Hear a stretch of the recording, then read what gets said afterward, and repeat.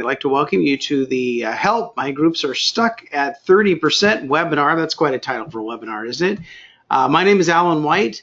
I have been a pastor for over 25 years, specifically 27 years. My wife and I have been married almost 18 years. We have 4 children, 3 sons and a daughter. Our daughter is 10, so the boys are 16, 12, and 4, and we had a lot of fun trick-or-treating last night, except for the 16-year-old. He's too cool to go trick-or-treating now, so he hung out on the porch and handed out the candy, which was great for me because I got to actually go with my wife and the kids, because usually we're splitting it up or whatever. But anyway, a lot of dark houses last night, a couple houses that were like overly creepy. And I'm going to start praying for those neighbors, I suppose. Yeah, we do have a busy house. You're right, Susan. All right. And so I've coached over 1,500 churches, which is a bit ridiculous.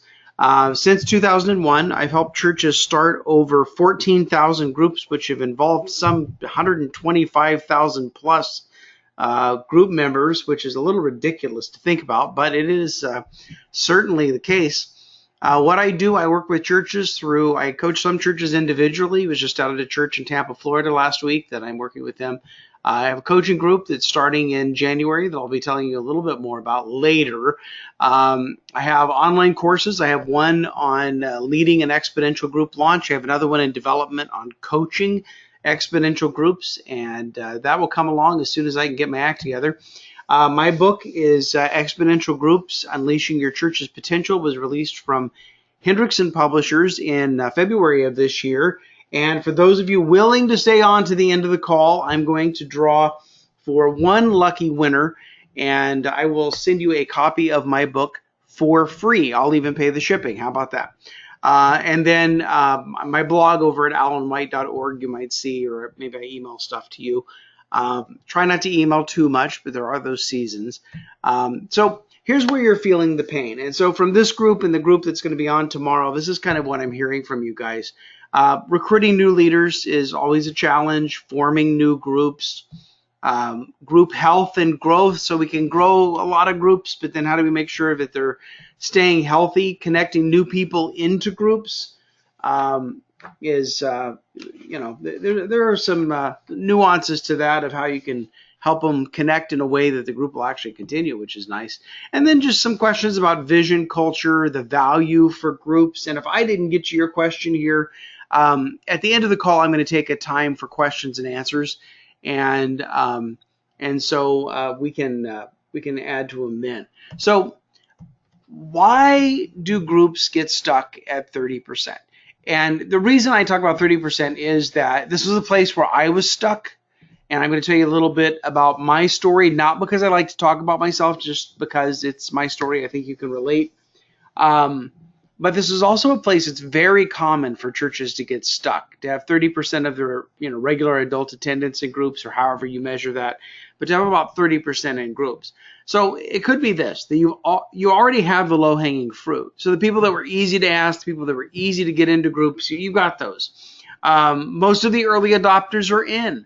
And so the people that are they're going to jump at something new, they're willing to try something, they don't have to think about it, they're not skeptical, they'll just jump in and give it a try. You've got those. Maybe you're still hand-picking leaders. That's what I was doing when I was stuck at 30%, and I've been doing this for 7 years, but I'll tell you more about that story in a minute. Maybe you're only forming groups one way. And so here's kind of a thing that enlightened me a few years back, was that you can use more than one method to form groups. You don't have to form all of the groups exactly the same way. And sometimes you don't need to change the method. Sometimes you just add to that. And one of the methods that goes from way back when is Sunday school. And I know Sunday school, if you're a groups person, Sunday school is not your favorite, but you know what? If it's working for somebody, they're participating, they're feeling cared for, that's their people, let Sunday school do its thing, and then start building groups alongside of it. Maybe you're coaching the leaders all by yourself. And I think that some of the largest churches in the country have abandoned coaching. And I think this is a mistake. Because I believe that to keep leaders going, to keep them healthy, to keep them from burning out, they need to have somebody that's looking after them and caring for them. And we'll get into a little bit of this today, but not in a great deal of detail, but a little bit. So I'm going to tell you a little bit about my journey from going from being stuck to being unstuck, because I think you can relate to some of this as we go. I graduated from seminary in 1990 and went to a church in Northern California called New Life Christian Center in Turlock that I mentioned before. And I was there about a year and a half, and our senior pastor, our founding pastor, had some things were found out and he had to resign. And so we lost all of our staff except for me, and we went from about 300 down to about 85 adults. And the very last Sunday of 1992, our new pastor came in. He was 30 at the time. I was 28. And to say that we were green was certainly an understatement. His name's Pastor Dave Larson. He is celebrating 25 years at New Life Christian Center this year. And so he and I went down to hear this guy in Southern California that I had never heard before in 1993. His name was Rick Warren. And he talked about this thing called the Purpose Driven Church, which is kind of funny to think, looking back, that there was a time that I had no idea who Rick Warren was. But the reality is that that was the case.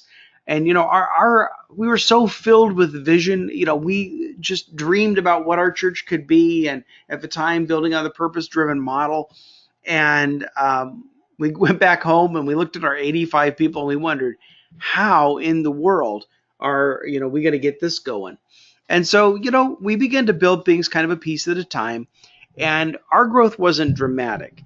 It was steady growth. We grew for about 100 a year. When I left at the end of 15 years, we were at about 1,500 on the weekend. Now they're like at 3,500. They're building new building. All kinds of things are going on.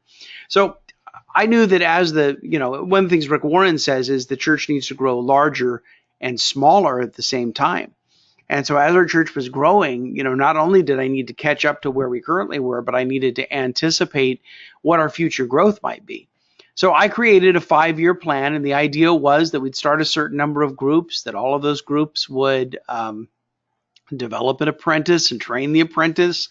And then at a certain period of time, those groups would start other groups by, I know people will like to say multiply, but, or birth, which I don't know if that's an appropriate term. But the truth is you're dividing the group up. We might as well call it a small group divorce. And what I found was that churches in America, groups in America like to stay together. And so my leaders were not finding apprentices. We were not starting new groups. It was like banging my head against the wall. And what I found was that every year, if we wanted to start new groups, that I had to go out and recruit the leaders for those groups, or else it wasn't going to happen. And some years I recruited 10, and some years I recruited 2. And some years they would go into training. They would complete the training. One year I had no new groups, 0, and that wasn't very exciting. And so we were 7 years into this 5-year plan, and we were stuck. We were completely stuck. And I went down, once again to Orange County. I guess that's where these good ideas come from. And met a guy named Brett Eastman, who was with Life Together Ministries. And he talked about how churches were multiplying groups without dividing groups, and how they were starting new groups, and how they were aligning the small group study with the pastor's sermon. And I heard from several other churches. Kent Oder, who was at Canyon Ridge in Las Vegas at the time, stands out, and a number of others that had great success with this. So on my drive home, 350 miles from Orange County up to Turlock, and I began to think about what's on my pastor's mind right now. What is he excited about? And this was back in 2004. And what my pastor was excited about was the Passion of the Christ.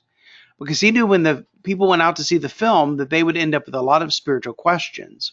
And so he'd already planned a sermon series around the Passion of the Christ. He planned some advertising to let people know that they could come and get their questions answered.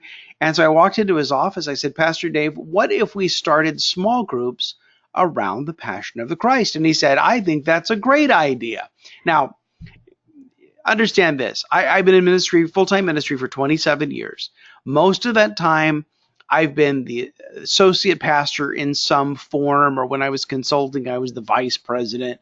But as an associate pastor, what I've learned is this: any opportunity that you have to piggyback on something that your pastor is already passionate about, the better off you're going to be.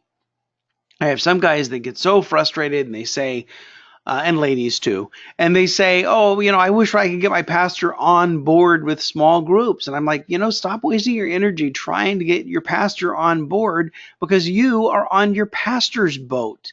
And so follow the direction of where your pastor wants to go. And so, and it's not that I'm that smart. It's just that I'm pragmatic. So I thought, well, if he's excited about this, then we'll see if we can attach groups. So we decided 3 weeks ahead before the series started that we were not only going to launch groups, but we were also going to create our own video-based curriculum. And so I had found a study about the Passion of the Christ, and I told him, I said, we got to make this easy for anybody to do, and we need to create a video. And Pastor, you need to be on the video. And he agreed to that.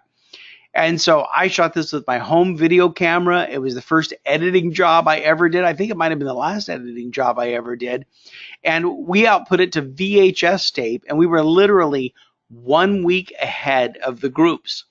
And so I had this tape exchange that went in my office every week, where they would bring in last week's tape. I would give them this week's tape. I would take last week's tape to the duplicator. It would become next week's tape. And we did that for 6 weeks in a row, and it worked. And, thank goodness nobody got sick. Of course, nowadays it's a lot easier, because you can just shoot the video and put it up on YouTube or put it on Right Now Media or whatever you have access to. And you can, be 1 week ahead. That's all you got to do. But here's the key. My pastor stood up on a Sunday morning and he said, we've developed these materials for you, and if you would be willing to open your home, we're going to help you get your group started. And we doubled our groups in 1 day. Now, bear in mind, it had taken 7 years to get 30% of our adults in groups, and we doubled our groups in 1 day. Now, within 6 months, and this even gets crazier, within 6 months, we were at the point where we had 125% of our average adult attendance in groups. We had more people in groups than we had attending the weekend service. Now, this isn't funny pastor math. We had groups that they met in break rooms at work. We had groups that met in coffee shops together. We had one group that met on a commuter train that went from Stockton, California to San Jose every morning. And instead of, reading the newspaper, they filled up a section of the train and they had a Bible study on the way to work. Why not? I moved from the church in Northern California to a church here in the Greenville, South Carolina area called Brookwood Church. And this is a church of about 6,500. I was there 4 years. We got to about 78% of our adults in groups, but, well beyond 30%. It was about 30% when I got there, but we didn't get over 100%, but we made a lot of progress in that. So let me share with you a couple of churches that I've worked with, and then I'm going to get into some principles of some things that you should consider to get unstuck and maybe to get more of your church participating in groups and more of your people leading groups. This is Van Dyke Church. I was just with them down in Tampa last week. Great United Methodist Church. They've actually changed their name to Bay Hope Church, so I guess I should change their name on here. But when I first met them back in 2011, they were a church of 1,800 adults. They were stuck at 30%. They had about 400 of their adults in groups. And so we helped them produce curriculum, coached them. We didn't do any of the video production, but their team did the production. We coached them on how to do it.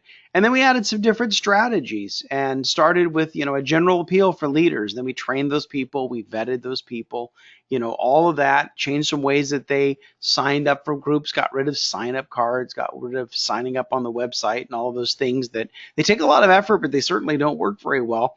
And we ended up adding 60 new groups. They went from 400 adults in groups to 1,000 adults in groups for the first series we did with them in the fall of 2011. Then they turned around, they did another series in January of 2012, and they actually went from 1,000 in groups to 1,600 in groups. And then we did a third series at Easter in 2012, and they actually got to a place where they had over 2,000 people in groups and in a church of 1,800, which is pretty fantastic. Now, here's a cool story that came out of this. There was a guy in their church who was an engineer that had an office in downtown Tampa, which, if you know Tampa traffic, Lutz is out in the northern suburbs, and, it takes a while to get home. Well, he knew that it was going to be too late by the time he got home to have the group, so he decided to have the group at his office, with his coworkers. And so he had his coworkers, he had his insurance agent, he had other people in the area that wanted to be involved in a Bible study. And they did one of the first studies. And then the next time the church did the study, the insurance agent asked, he said, would it be possible for you to get a set of materials from me so I can go back and do a Bible study at my insurance agency? Now, here's the interesting thing. No one at the insurance agency went to this church, but they were doing a Bible study from this church because the insurance agent had been doing a study in the workplace of one of his clients. And I thought that was just a really cool story of, if you give people permission, you give them opportunity, it's amazing where they'll take all of this. This is Pastor Troy Jones. He's at New Life Church in Renton, Washington, a Great Assemblies of God church. And this is a church of 2,500 adults. And they were stuck at about 40%. When I started working with them back in January of 2015, they had about 120 groups. And so we produced curriculum, again, had Pastor Troy on the video, added some different ways of forming groups, invited people to, form a group, invite your friends, your neighbors, your coworkers, people that you know. And at the end of 2 series, they did one in January of 2015. They did one after Easter of 2015. They actually got to a place where they added 400 new groups at their church. So this is a church of 2,500 that ended up with 100 groups they started with, plus 400 more, 500 groups in a church of 2,500. And what Pastor Troy began to witness was that people were inviting their friends to come to their home to do the Bible study. They were introduced to Pastor Troy over the video. And so then when they were invited to come to church with their friends that were leading the group, it didn't seem so foreign, and they felt like they already knew Troy because they had got to know him watching the video in their friend's house for 6 weeks. So they've actually made it a goal to have 1,000 groups in their church because they see it as being not only a way to close the back door of a church, but also a way to get people in the front door of the church. So I thought, I think that's pretty awesome. So again, groups are stuck because you already have the low-hanging fruit. You have the early adopters. Maybe you're handpicking leaders and coaching by yourself. Maybe you're only forming groups in one way. So let's talk about some ways to break this 30% barrier. And then we're going to go back and consider each one at a time. The first thing would be to open up your leader recruiting. The second would be to consider new curriculum options.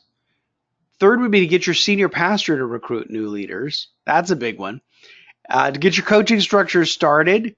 And then lastly, to leave your established groups alone. And I'm going to camp on that for just a minute.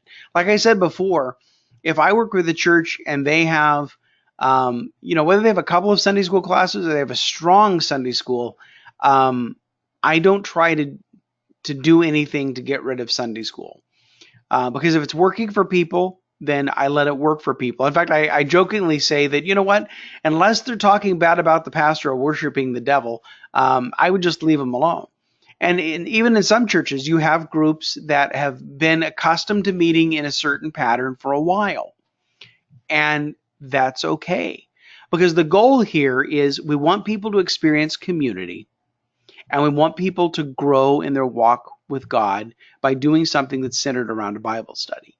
And so by that definition, a Sunday school class would qualify. A men's, Promise Keepers group from 1995 would qualify. I affectionately refer to Women Addicted to Beth Moore. That would qualify. And maybe some other sorts of things that meet that need for people. But if you took the average adult attendance of your church, you wrote down that number, how many adults come on a regular basis, and then you subtracted your Sunday school classes, you subtracted your Bible studies, the number you would be left with would be the number of people that you need to try to get connected into groups. Now, granted, you have more people that are a part of your church than what that number represents, because if you look at your Easter attendance, yes, we have some visitors at Easter, but for the most part, Easter is the one day that everybody who goes to your church shows up, or one weekend, or one half a week, depending on how many services you have. But established groups have come in under certain expectations and certain requirements, and I don't think, you can invite them into doing things. But you don't have to completely convert them over to a new way of doing things, because how they're doing life together is not bad. So you already have them, so let's not worry about them. And in fact, I've been so bold in some situations to tell pastors, I don't care about your established groups. My concern is how do we form new groups to get new people into groups? And of course, I care about their established groups, but you know what I'm saying. So let's go into this. Open up your leader recruiting. What is required to be a small group leader in your church? Do they need to be the next Billy Graham? Do they need to be the next Mother Teresa? Do they need to be a member of your church? Do they need to have a certain level of maturity? Do they need to go through extensive training? Do they need to have their Master of Divinity? What are the requirements for leading a group in your church?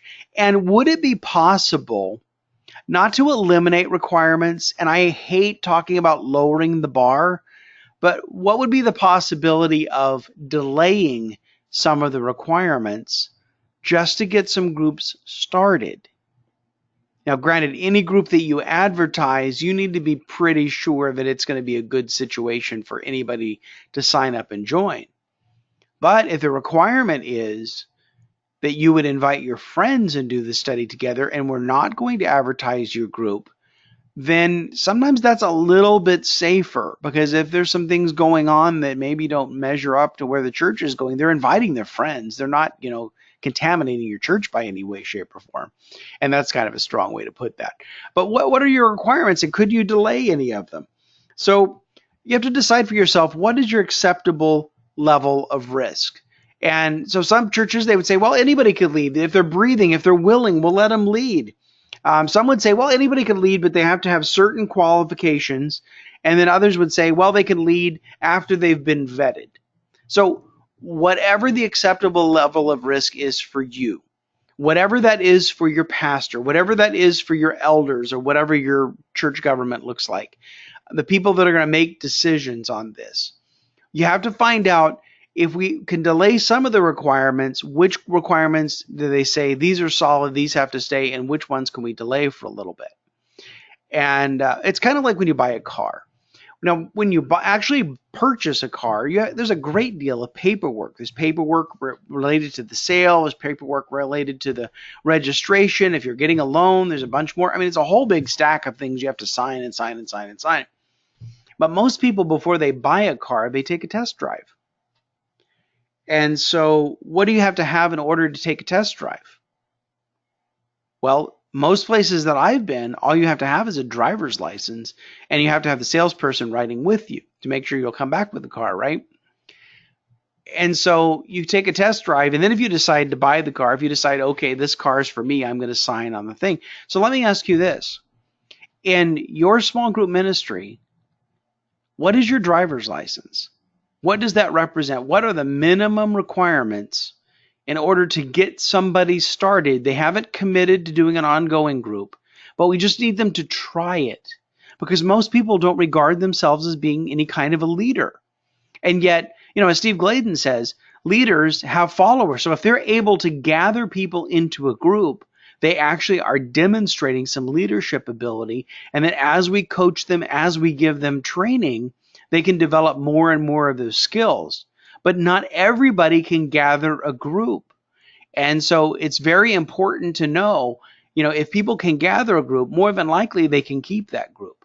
But what is that driver's license for your church? That's something that you have to go back and you have to think about, and you have to decide, maybe along with someone who's over you, certainly your senior pastor, make sure everything's okay, because you don't want to get into a situation where it's too risky, because the thing underlying there is that you want it to fail if it's too risky, because if it works, then all of a sudden you're facing your greatest fear, right? So a few years ago, I was working with Oak Cliff Bible Fellowship, Dr. Tony Evans' church, and they said that, well, we have a requirement that everyone who leads a new group needs to be a member of our church. And my heart just sank. I thought, oh, we're not even going to start 50 groups in this church. I said, how many members do you have? And they said, well, we have 7,000 members.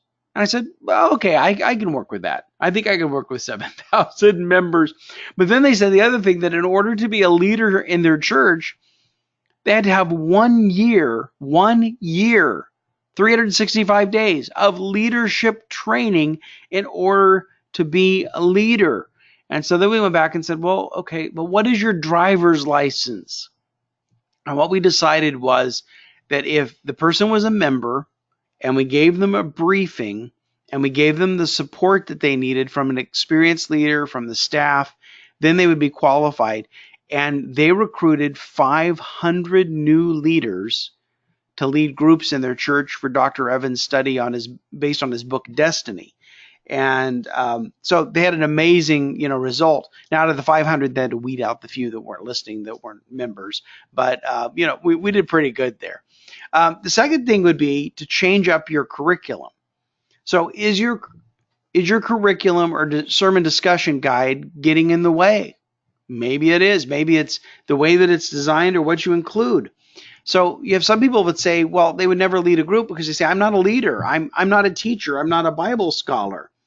And so if you think about that, well, if you have a weekly discussion guide, maybe the key is to add a video component to your study guide. So I've got churches that between services or maybe even ahead of the services, depending on how the pastor prepares, they shoot a little 5-minute video.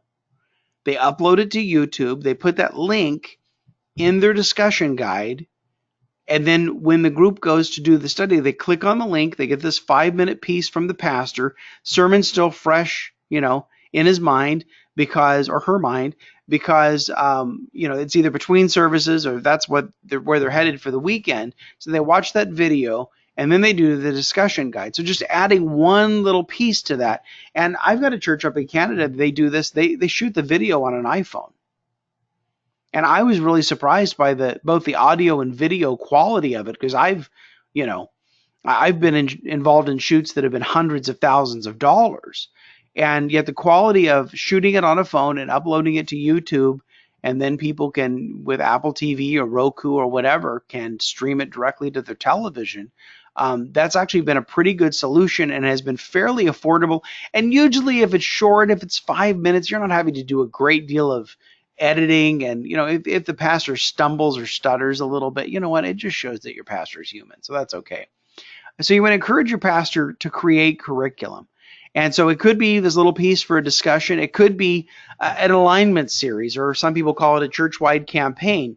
Or it could just be an option of, here's a study based on our pastor's teaching that we would like to offer you if you'd like to form a group. And this doesn't have to be brand new material. Pastor doesn't have to set out to write the next purpose-driven life. There's only one of those. There'll only ever be one of those. So you don't have to do that. But most pastors have content. They've taught for a number of years. And so you could go back in the pastor's files and find sermons that the pastor's done in the past. You could edit them into 10-minute scripts that you would put up in a teleprompter, or the pastor would just look at and it would jog his memory and he would just do it direct to camera. And then there is your curriculum, and then you would write questions to go along with it. And so whether you wanted it to be a digital download, whether you wanted to go on something like Ingram Spark or CreateSpace and make books, which the great thing about those services is it's print on demand. So you only print the number of books that you actually need. And whether you order 1 book or 1,000 books, it's the same price, which is an awesome find. This is how I'm doing all of my curriculum and all of my stuff these days. Just because it's a great resource.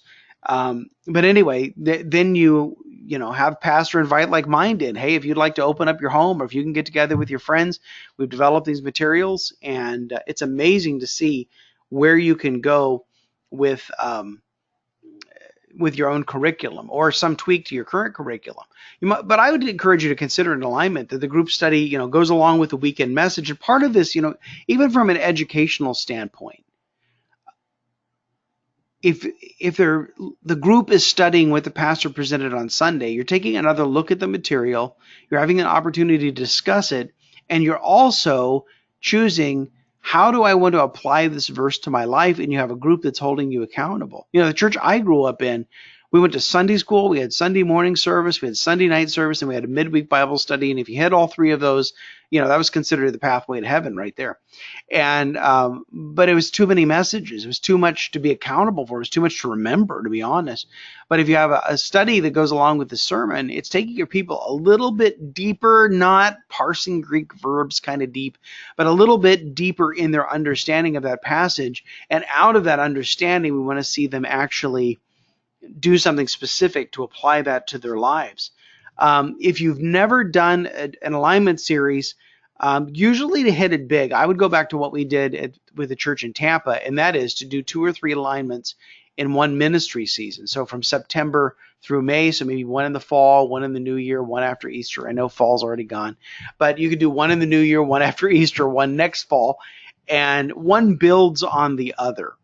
And so the first one you do, you get your early adopters, you get your innovators out there, and then other people are kind of waiting in the wings to see how this thing's going to work. And once they know that it's going to be okay and it worked out pretty good, nobody died from it, then you'll get some of your early mid adopters to jump in and start being involved. Maybe they're a little more, they just have to see it prove itself out. And then your next group are a little more skeptical, and they may need to see a couple of these go. And then your last group are traditionalists. They're laggards, and they're not going to jump into anything very quickly at all. And so because of that, you just, well, it's another quote from Gladen. This is my Steve Gladen quote day, but one of the things he says is life's too short to spend your energy on stubborn people. And I couldn't agree more. So if you've never done alignments, then, if you really want to kick it off big in a year, you're serious about this, then I would try to do 3 in a year and work hard, do them yourselves. Or if your pastor will give you 2, do 2 if he will give you 3. But that's a great way to kick off your groups and have the continuity of something for them to go into next, so they'll continue. If you have done an alignment series before, then you probably want to do one big one for the year. If you've been purchasing other people's curriculum, I tell you what, having your pastor advocate for groups and doing somebody else's curriculum, it really is a home run as far as starting new groups go. But having your pastor on the curriculum is the difference between a home run and a grand slam home run. And so pick New Year's, pick fall, if you've already done campaigns, because if you do 3 in a year, your people are going to be tired, so it won't work too well. But do one big one.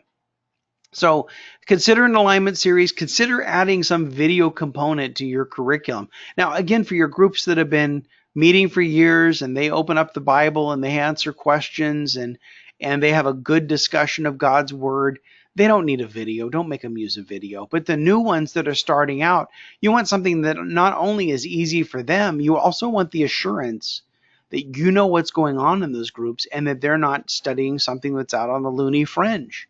So how do you know that they're studying good things? Well, you know it because they're studying your pastor's teaching. You gave it to them, so you know exactly what they're studying. And then you have a coach that checks in on them and make sure everything else is going good. But the other thing that helps with video is people are just busy, just so busy. And by having something on video and then having an easy to use study guide where they can just follow along with it, they don't have to do a ton of advanced preparation. And again, I'm talking about starting groups at the very beginning, giving people a test drive at small groups, because down the road, yes, we want them to prepare. Yes, we want them to be able to do a Bible discussion without a video. We don't want them to, be babies for their, we don't want them to be beginner leaders for, years and years to go. We want them to mature and to grow and to be trained. But we're talking about how do we get them started? Because that's the big thing, is if we can't get them started, then we don't have to worry about any of the rest of it because they didn't start.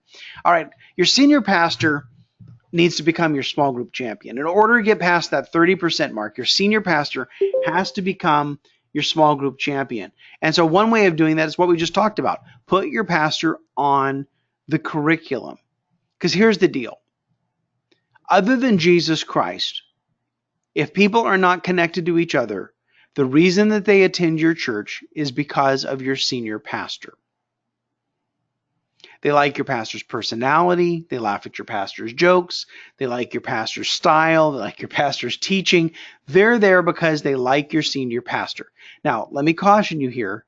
Don't share this information with your worship pastor because it'll break his heart. So you put your pastor on the curriculum. Well, first of all, your pastor is going to be more interested in small groups. So going back to Van Dyke Church, now Bay Hope Church that I was just with last week, when we were working with them back in 2011, we spent a whole day shooting content. We had leader training. We had hosts that opened up each session. We had the pastors teaching.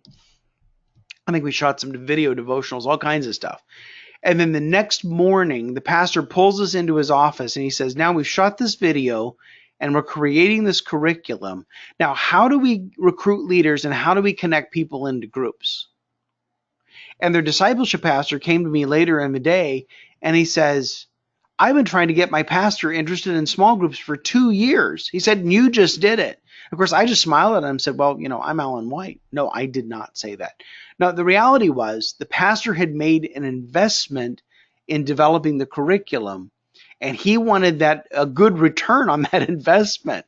And so by putting the pastor on the curriculum, the pastor is more interested in making sure that small groups succeed. And then the second thing is your people would be more interested because the reason that they attend, like I said before, is because of your pastor. The second thing to encourage your small group or to encourage your senior pastor to champion small groups is to give small group solutions to the things that concern your pastors. Pastors worry about attendance, spiritual growth, closing the back door, outreach, finances, and I can give you all kinds of anecdotes of how small groups meet these needs. But I'm not going to give you anecdotes. I'm going to give you research. So here are 2 books. The one on the left is Transformational Groups by Ed Stetzer and Eric Geiger.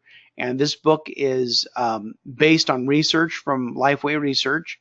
And the second book is an older book. It's 20-some years old. Robert Wuthnow is a professor at Princeton University, and he did a study of groups called Sharing the Journey.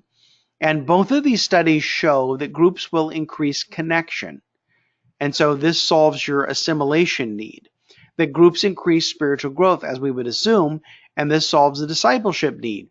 Groups will increase attendance in 2 ways. One is that if you are doing a small group study that's aligned with the weekend sermon, then people will attend the weekend more often because they know that the sermon they hear on the weekend has something to do with their small group. And so they will attend more often. And then the other was what I was talking about with Pastor Troy Jones up in Washington, is that people will be invited to groups that have never darkened the door of your church. And seeing your pastor on video is going to generate interest in them, and they'll want to start coming with you if they're invited. People that are in groups serve more than people that aren't in groups. People in groups give more than people that aren't in groups. I think in the Transformational Groups book, Ed Stetzer's book, they saw that people that weren't in groups gave roughly 4% of their income, and people that were in groups gave just over 10% of their income. And so again, difference there. So I will give you an anecdote now. I was working with a church in Harrisburg, Pennsylvania, back in January of 2015. And they did 2 studies, one for New Year's, one for Easter, and got their people connected into groups. Pastor was on the video. And at the end of 6 months, they compared the first 6 months of 2015 with the first 6 months of 2014. The only thing that they had really done differently was that they created their own curriculum and they recruited leaders, got people connected into groups. And what they discovered was that their attendance had increased by 7.5% and their giving had increased by 7% in the first 6 months of that year. And the only thing they were doing different were creating these alignment series and launching groups. All right, let's talk about coaching. And everybody goes, oh, coaching, our coaching's terrible. That's all right. Get your coaching structure started. So first of all, don't coach alone. Don't let all of these people cling to you. When we had 30% in groups, I was overwhelmed. I couldn't effectively coach all of these people. And I really didn't have I had other coaches, but I wasn't really sure what they were supposed to do. But what we need to do is go back and look at Exodus 18, which is Jethro's advice to Moses. And Jethro said, you need to have leaders of tens, leaders of 50s, leaders of hundreds, and leaders of thousands. And so leaders of tens would be your small group leaders. Leaders of 50s and hundreds would be your coaches. And then depending on the size of your church, if you're under 1,000, then your coaches serve as your small group team. And that was the case with our church out in California. If you're over 1,000, or you have thousands, then you would need to have a level above coaches, which were leaders of leaders of leaders. So you have a leadership team. So like here at the church I served in Greenville, we had about 400 leaders, we had about 40 coaches, and then I had 8 people on the leadership team that I met with once a month. And not to give too much away from what I do in the coaching course, but there's actually a principle that I thought it was just practical because I thought it was just me, but there actually is a principle like in management, business training, and all of that, that you really should have no more than 8 people reporting to you. And so you have to determine who your 8 are going to be. See, I got mine from Sesame Street. 8 is great. See, I thought that was good. But somebody's like, well, you don't want any more people in a meeting than the size of a large pizza, which is 8 slices. So maybe you're not eating. Maybe you have 7 because you get to eat. I don't know. That's an aside. But anyway, how do you do it? Well, don't feel guilty about coaching that hasn't happened in the past. Okay, let's just shake that off. We're not going to feel guilty about that because we've actually given ourselves a gift. And we have experienced leaders that know what they're doing. Don't inflict established leaders with new coaching. Because if you introduce coaching to a leader that has experience, that introduction is going to be met with anything from suspicion to resentment. They're going to say, we've never had a coach before. Why are you giving us a coach now? Have you heard something about our group? Or you go the other way. I've never needed a coach. I've never needed help. I've successfully led this group for years. And now you're giving me this coach. I don't understand why I need this coach. Don't start there. Don't start there. But you thank God for your current leaders that have figured it out and that, nothing bad happened. Yay. We'll celebrate that one. But what you can do is during an alignment series, you can use it as a trial run. It's a trial run for leading a group, right? It's that driver's license, that test drive. Well, it could also be a trial run to get your coaching started.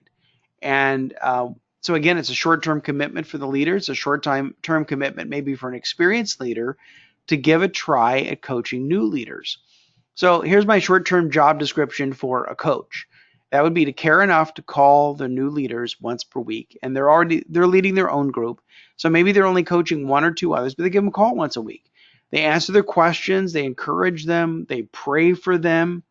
And then when the series ends, you actually evaluate how their experience went at coaching. Did they enjoy coaching other people? Were they effective at it? Would they like to coach more? And if they did well, you would encourage them to coach more. If they didn't do this, then you say, thank you very much for fulfilling your commitment, even if they didn't do anything. Because it was a short-term commitment. It wasn't inviting them forever. I've invited them forever, and then they either just wanted the title of coach, or they didn't want to tell me no, or good intentions didn't work out. Well, then they're volunteers, and I have to fire them. That's very awkward. So it's a good way to do a trial run along with an alignment series. But you can get some of these experienced leaders to share their experience with new leaders, and they're going to be more than capable of answering new leaders' questions. How do you deal with overly talkative people? How do you handle childcare? What do you do when people don't show up? All that sort of stuff. What if people are late all the time? Because they've had to deal with all of that themselves. All right, let's go to this last one. Leave your established leaders alone. So if you have 30% connected in groups, don't upset the 30%, because if you upset the 30%, guess what? You're not stuck at 30% anymore. You might be stuck at 10%. You might be stuck at 0.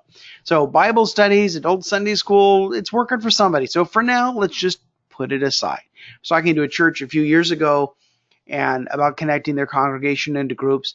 And they kept saying, but what about Sunday school? But what about Sunday school? And this was a church of about 400 adults. But they had brought up Sunday school so many times. I said, well, how many of your adults are in Sunday school? They said, well, we have 2 strong classes, and each class has about 20 people each. And I said, so out of your 400, 40 are in Sunday school. Yes, that's right. I said, well, let's leave Sunday school alone. Let's get the other 360 connected into groups, and then we'll come back around and consider what should be done with Sunday school at that point. You always want to invite them. If they're doing other Bible studies, even if they're doing Sunday school, you want to invite them to join in alignment. But you don't want to make that a requirement, because that'll get into a kind of a weird place. So if you have 30% in your groups, then here's the simple math. 70% of your people said no.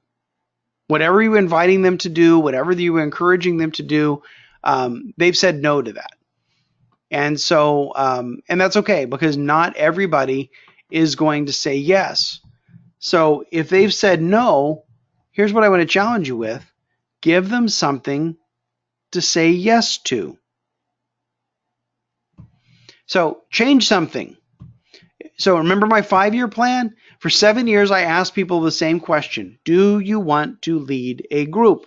And if they said no to that, then I needed to give them something that they could say yes to. So after 7 years, we changed from handpicking leaders to, would you open up your home? Would you host a group? So we didn't say leader, we said host. And then 2 years after that, I stood in an empty briefing room with no new hosts. So it worked for 2 years, and then it didn't work anymore. Some people do better than that. Some people don't. So then we started what we called gather and grow groups. Get together with your friends and do the study. And so again, change something. So you might want to change an element of how you do your curriculum. You may want to change you doing the recruiting to having your pastor do the recruiting. You may want to change having no coaching to starting a coaching structure. You may want to look at your requirements for leaders and what do we have to get for somebody to get started, and what could we delay until they've had an experience to see whether or not this is something that they want to do. You don't have to do all of these things. Do 1 or 2 of these things, but change something in what you're doing, because the way that you've designed your recruiting and your group system and everything else has helped you to achieve 30%. And that doesn't mean that it's broken. It means that it was successful in helping you achieve 30%. Now you need to add something in addition to what you're currently doing to help you reach the other 70%. Now, the truth is, if you change a few of these things that I mentioned, you'll get to about 50%, you'll get to about 2/3 in groups, and then the last third is a whole other breed of animal, and we don't have time to talk about that today.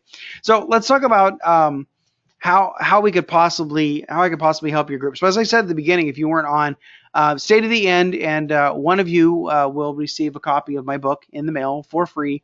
No postage, no handling, none of that, just free. And so anyway, hang on to the end, and we're going to randomly select, and I don't know who's in what position on the thing. I won't look. I'll pick a number before I look. How about that? I promise. All right. So what I want to talk to you about is I'm starting a coaching group. I only do this once or twice a year. And so the coaching group it starts in January and goes through December of next year.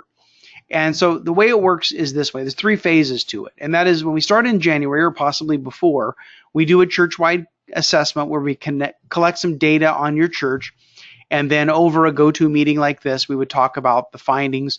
I'm going out to a church in Kansas City this weekend that they're actually flying me out. And I can do that too, but that's going to be a little more than what we're charging for the coaching group here. We start out with an assessment, and then from January to June, we get into a kind of a training phase. And so we would meet twice a month as a group. The group is 5 churches. It's me and 5 churches. Because we want everybody to get a word in. And so we would have two calls a month, or 2 meetings a month with the group. And you would be given an assignment prior to the meeting that you would either watch a video, you would read a chapter of the book, and then during the meeting, we would talk about what would work in your church, what wouldn't work in your church, what obstacles you're facing, some of those kinds of things, and work those things together as a group. And then once a month, we would do a monthly call with just me and you. And so this requires basically an hour a week of your time, because we're meeting every other week or twice a month as a group. So on the off week, you would have an assignment, not always, but sometimes, and then we would have our individual calls. So it requires an hour a week from you. And then July through December, we're going to go from the training phase into the implementation phase. And so we would actually do just the individual call. The group would end after June, but we would do the individual call, and we would talk about what you need to do over the summer to plan if you're going to create your own curriculum, if you're going to launch groups, what you need to do to build your coaching structure, what training you need to have in place. And then we would work down a timeline building up to your fall launch. You don't have to wait till fall. If you want to join this group and you need help in January, then in our individual calls, we'll talk about what to do in January. So that's kind of how it goes. So in the coaching group, we're going to cover 3 launches. So the New Year, Easter, and then the fall of 2018. We're going to talk about best practices that I've come across coaching 1,500 groups over the last 13 years. And then we're also going to talk about, what works in your neck of the woods. Different parts of the country, different denominations, different size churches, different cultures. They all require things that are a little bit different. And so what I found, for instance, last year I worked with 28 churches, and what we tried to find was the place where the intersection where best practices and local customization met. And that was the best place to be. So this is not cookie cutter whatsoever, because no two churches are exactly the same. And that's why a lot of these models, they go, oh, here's our model, go use it, go work it, and it'll work perfect for you. And then it worked great for them. It doesn't work for you at all. Well, you have to customize it to your situation. And maybe it's even the personality of your pastor, what they're willing to do. But when we find that intersection, that's the best place. So the 28 churches I worked with last year, we basically did 28 versions of the same thing. But it was unique to that particular church and their makeup, and then what they tried before, where they'd been. And some churches had burned everybody out on church-wide campaigns, and so we went a completely different direction and did something else. We'll be reaching your small group goals for 2018. So how many leaders do you want to have next year? How many members do you want to have next year? How many coaches are you going to need for next year? And so I want to help you to succeed. What I love about coaching is that I feel like God used our small group ministry to recruit a lot of people that never regarded themselves as leaders, to get people connected into groups, to use people that had larger leadership gifts as coaches.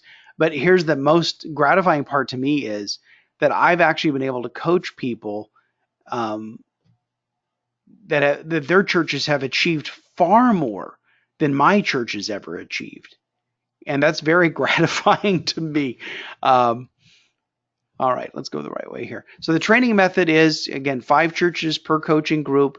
It's a flip format. So the lecture is offline, the lecture is reading the book, the lecture is getting into the launching course, getting into the coaching course. And then the lab part, so lecture lab, the lab is when we get together to talk. So I may have a couple of slides to get a discussion going, but it is the complete opposite of this. It's like 80% you and 20% me. And I'm asking more questions than advising. Deliverables, you'd have executable timelines and support to achieve your goals. We have a private Facebook group so the group can interact. Actually, the private Facebook group is made up of any church that's been part of my coaching up to this point. So you may have churches that are closer to your size or closer to you geographically or culturally, that are in the Facebook group that may not be in the coaching group, but that's okay. My last coaching group, all the churches were around 400 people, but it was a cool group. I had a church in Pennsylvania that was rapidly growing. I had a church in Rhode Island, had a church out in California, had a church in Florida, but they were all about the same size. It was kind of nice to have that, but sometimes it's not that way, and sometimes it's various sizes, but we can scale this up or down. That's not the significant thing. Lifetime access to the recordings of the groups. We put this up in a Dropbox, and if you don't need what's taught that particular day, you can go back and access it. Tools, samples, intellectual property, things that I've used to create curriculum. And I don't know, I haven't talked about my curriculum. I was executive producer for the Daniel Plan curriculum for Rick Warren. Did curriculum with Chip Ingram. I've done curriculum with Tony Evans. I won't go too much further because it just sounds like bragging, but it's just kind of the doors that God's opened and have some amazing opportunities. But anyway, you won't have to reinvent the wheel. I'll give you my writing template that I use when I write curriculum, and you can use it to write your curriculum. And as soon as you open the template, your curriculum is effectively 50% done. And so, but timelines, all kinds of things. I'll give you a copy of my book, of course, if you're in the group, and the group starts in January. So This is kind of flipped around, but that's okay. So the value is assessment, book, courses, individual calls. So not even counting the group calls, about $3,300. Churches that I coach individually pay $1,000 to $3,000 per month, and the one that I visited last week, the one that I'm visiting this week, they fit around this category. Two options. One is the 12-month coaching group. The investment is between $1,500 to $2,500 per year for the whole year. So you divide that out, and it's $100 or $200 a month, whatever that math is. And that would be the group, the individual, the assessment, the whole bit.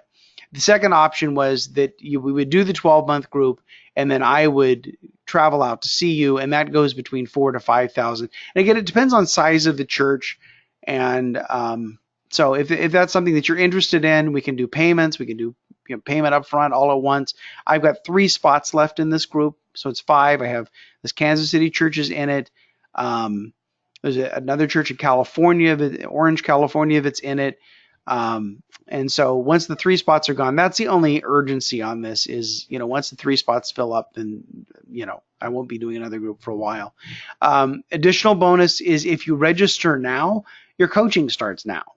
So like I met with the Kansas City church yesterday. I met with them in September. I'll meet with them again in November and in December, and their coaching doesn't even actually start until January. And then I'm going out to see them this weekend. But so if you register now, your coaching will start now. So you get a little bit extra. So again, like I said, once the 5 are done, and that says 1 spot's already filled, well, 2 spots are already filled. So anyway, we can talk. If you're interested, you can email me my email address or call me on my cell phone. And so I'm going to choose a random number. I think we've got 5 people on today. So I'm going to pull up the list here, and whoever is number 3 will be the winner of the free book. So I have Dave is number 1, Mark is number 2, Raul is number 3. Raul, you're the winner. You get the book for free. How about that? All right, so I'm going to pop my little face on here so you can see that I'm an actual person and not a robot. And we'll take a few minutes to answer any questions that you might have. My hair is kind of windblown today, so I apologize for that. My background is blank because I'm moving offices this week, and I'll be out of this office tomorrow. So that's that. So if you have questions, you can turn on your microphone and ask questions, or you can use that chat window down below.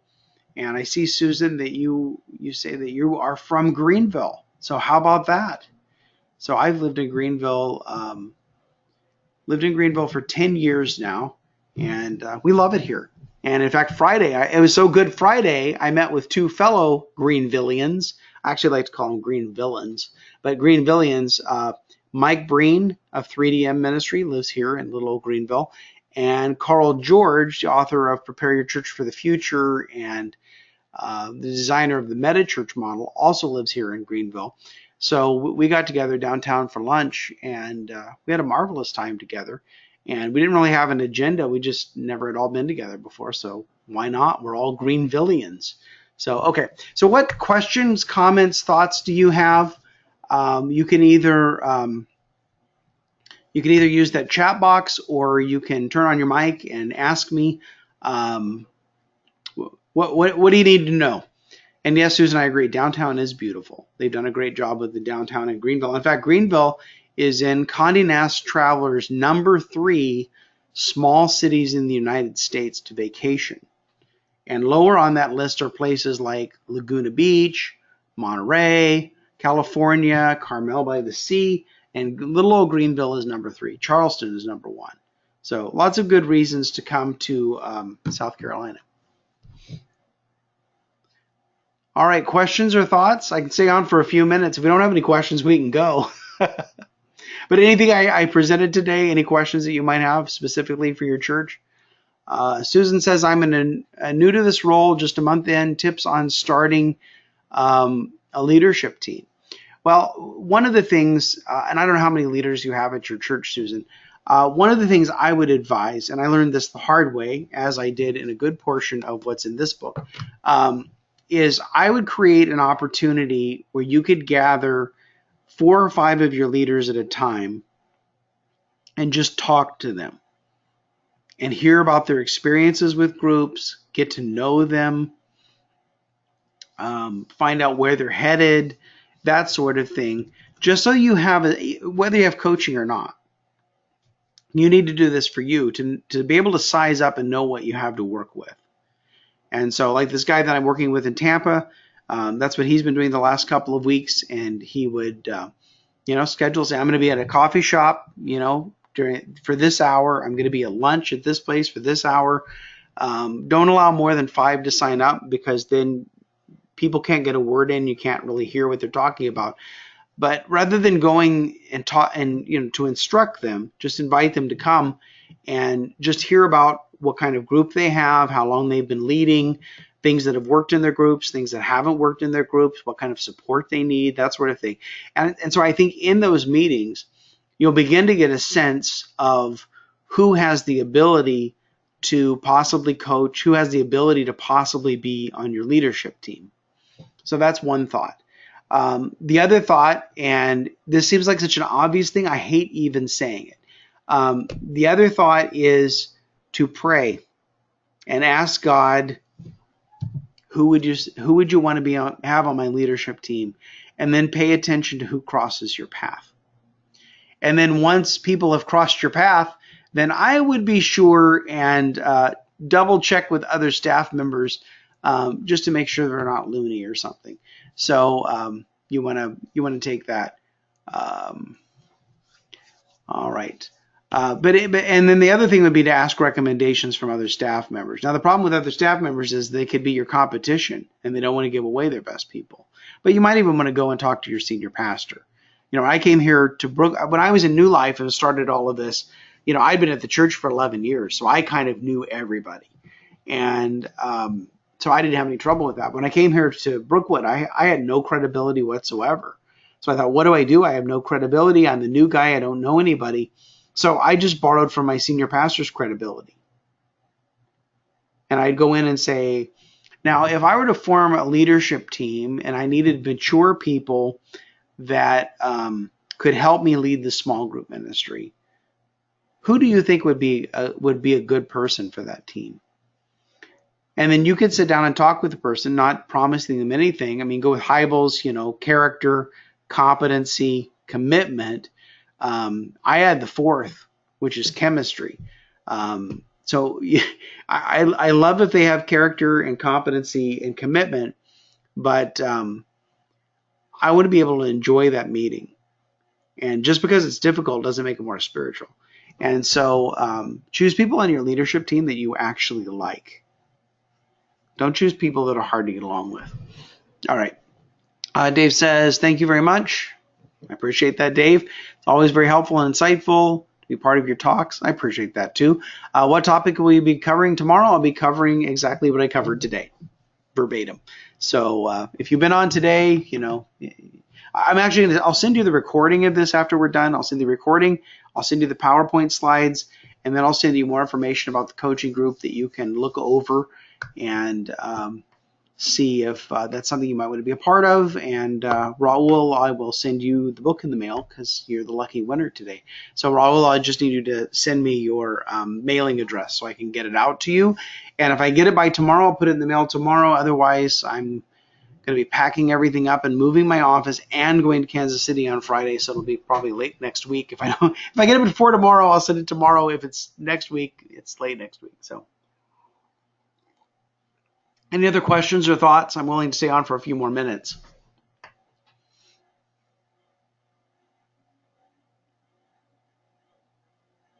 I'll send you my email today, Alan. It was very good. Oh, thank you, Raul. Very good presentation. Very good. All right. Yeah, lots of fun. I've been moving in phases, but I still have a bunch of junk. It's amazing what I have. So I'm just moving my office to my house because my last two offices, after I've been there, I was at one for 3 years, and then they sold the building, so I had to move. And then this one, I'm renting an office from an insurance agent, and they're combining 2 insurance agencies into one, and so they're getting rid of this building, so I have to move. So I'm just going to move it to my house. I'm safe there. They're not going to kick me out of there. So anyway, all right. It'll be continued. Mark asks, what's the single biggest obstacle to group formation you have ever encountered? Okay, and I'm going to be completely honest with you, Mark. The biggest obstacle I've ever encountered in small group ministry was between my own two ears. The biggest obstacle was in my own thinking, because I didn't have faith that God would bring me the right people.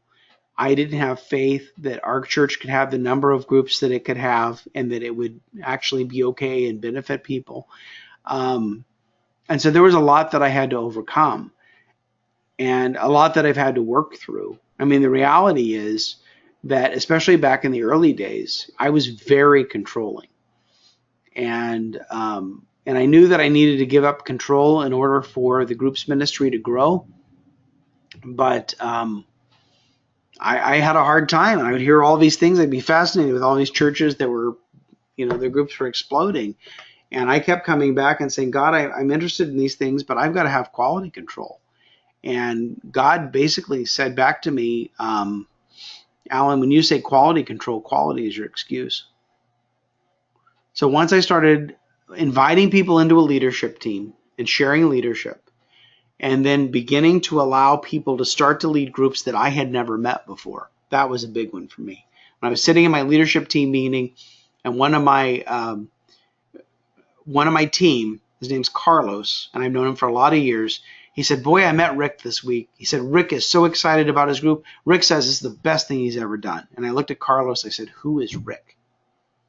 I had never seen Rick. I had never met Rick. I couldn't have picked Rick out of a lineup. That was a big day for me, because what I had to assure myself of was that I knew Carlos, and Carlos was getting to know Rick. But if the reverse was true, the people were only becoming small group leaders because I knew them and I invited them, I didn't know Rick, and I wouldn't have invited Rick. And I would have been guilty of keeping Rick away from the best thing that he'd ever done. So it really was a lot of change in my own thinking. And as I began to allow those changes and try things, and I didn't try everything all at once. I tried things a little bit at a time. And then if I found success in that, then we tried more. If I found problems, then, we would address, the issues, the problems, and we went from there. So anyway, good question, but that's the honest answer. The problem was not, oh, I'm too busy, or I'm not interested, or whatever. The problem was how I approach things. So now I tell people crazy things like, and even titling my book Exponential Groups, I say, when you look out at your congregation, do you see an audience or do you see an army?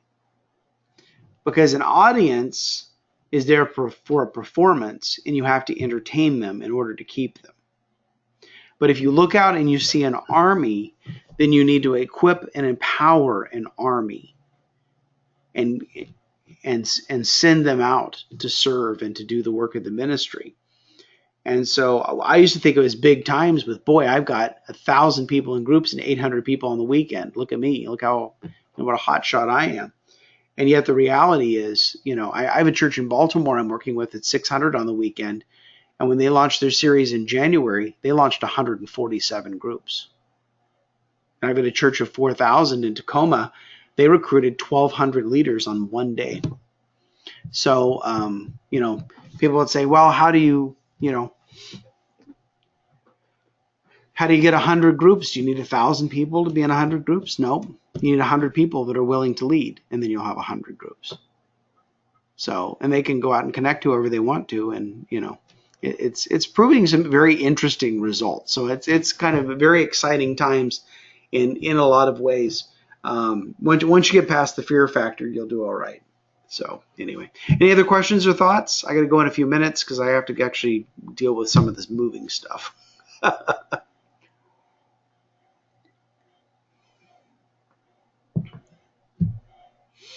All right. Well, I will send you the things I promised you today, and it may not be till tomorrow, but I'll get it to you, and it shouldn't slip beyond tomorrow. but I'll send you a link to the recording as well as the slide deck and the information about the coaching. And if you have any questions that we didn't cover, feel free to send me an email and I will respond to you as quickly as I can. Call is probably not going to work today because I got a busy afternoon ahead of me. So anyway, just being honest.